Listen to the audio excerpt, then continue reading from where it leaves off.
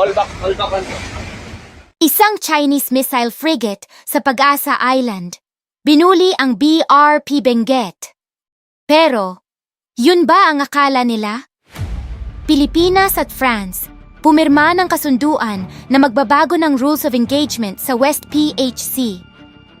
At sa ilalim ng dagat sa Palawan, sunod-sunod ang natuklasang yaman na maaaring magpalaya sa bawat Filipino mula sa mataas na kuryente at gas. Isipin nyo ito, isang bansa na may sariling gas, may kaibigan sa buong mundo na handang lumipad at maglayag para sa atin.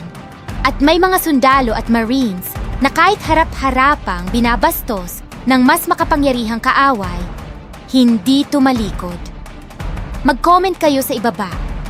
Naniniwala ba kayo na may pagbabago na talaga? Kasi pagkatapos ng video na ito, kayo na ang humusga. Simulan natin sa dagat. Noong March 25, ang BRP Benguet ay tahimik na nagpapatrolya malapit sa Pag-asa Island. Routine operation. Walang drama. Hanggang lumitaw ang isang Chinese missile frigate at nag-execute ng kung tawagin ng AFP Western Command, unsafe and unprofessional maneuver. Ibig sabihin, pinalapit nila ang kanilang barko sa mapanganib na distansya. Tinanggalan nila ng espasyo ang BRP Benguet. Banta iyon. Isang maling galaw, pwede itong maging international incident. Pero, at ito ang importanteng parte, hindi natakot ang BRP Benguet. Ngayon isipin mo, kung ikaw ang commander ng barko, anong gagawin mo? Magpapa-intimidate ka, lalaban ka agad?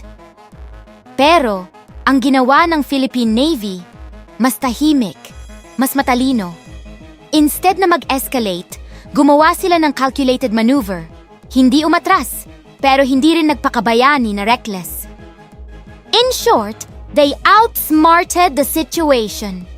Isang lumang landing ship ang naka-checkmate sa isang advanced missile frigate. Parang isang local jeepney driver na biglang inangasan ng BMW. Tapos, takbong pogi pa rin siya. Pero bakit ito mahalaga? Kasi hindi lang ito tungkol sa isang barko. Ito ay patunay na ginagawa ng China ang tinatawag na gray zone tactics. Yung mga aksyong hindi formal na digmaan pero dinisenyo para takutin, mag-provoke at subukan kung hanggang saan tayo magtitiis. At ang sagot ng BRP Benguet? Hindi kami matatakot. At alam namin ang rules. At dito nagiging interesting ang tanong. Bakit parang mas confident na ngayon ang galaw ng Pilipinas? Kung may isang barko tayo na kayang gawin ito laban sa kanilang missile frigate, isipin nyo paano na lang kung hindi tayo nag-iisa. At nandito na ang plot twist ng kwentong ito.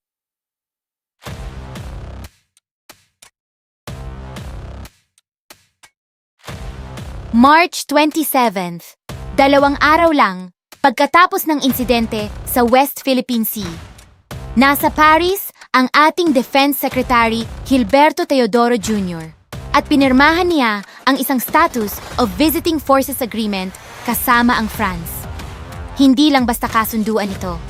Ito ay pahintulot, legal, formal, at puno ng simbolismo na ang mga tropa ng France ay makakapasok sa Pilipinas at ang ating mga tropa ay makakapunta sa France.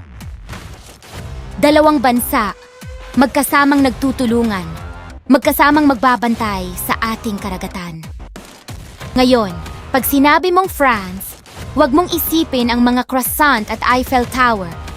Isipin mo ang aircraft carriers. Isipin mo ang nuclear-powered submarines.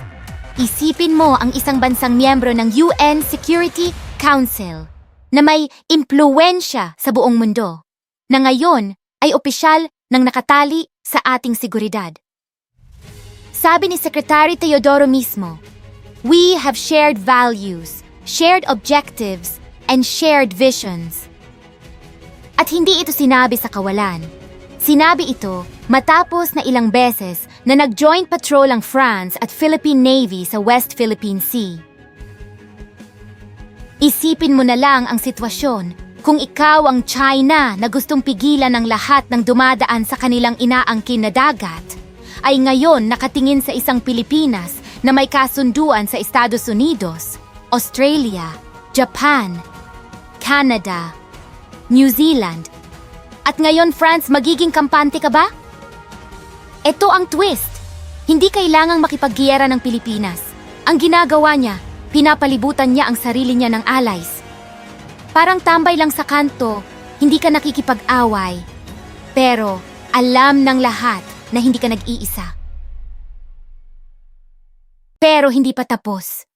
Kasi habang nangyayari ang lahat ng ito sa ibabaw ng dagat, may ibang kwento sa ilalim, ang Camago 3. Isang gas well sa offshore Palawan na katatapos lang i-drill at i-test. At ayon mismo kay Senadora Pia Cayetano, chair ng Senate Energy Committee, ito ay isang source of hope and opportunity. Lalo na ngayong ang mga tensyon sa Middle East ay patuloy na nagtutulak pataas ng global fuel prices. Pero huwag niyong hayaan na ang salitang gas well ay magpaantok sa inyo kasi ang implikasyon nito ay napakalaki. Si Presidente Marcos mismo ang nagsabi na ang Camago 3 kasama ang ibang developments ay mag-e-extend ng buhay ng Malampaya gas field ng 6 na taon. At ang locally sourced gas ay mas mura kaysa sa imported, mas mura mga ka-pulse point.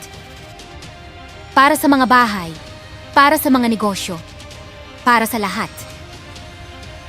Ito ang mas malaking tanong na dapat nating itanong. Paano nga ba kung hindi tayo nahadlangan sa West Philippine Sea sa lahat ng nakaraang taon?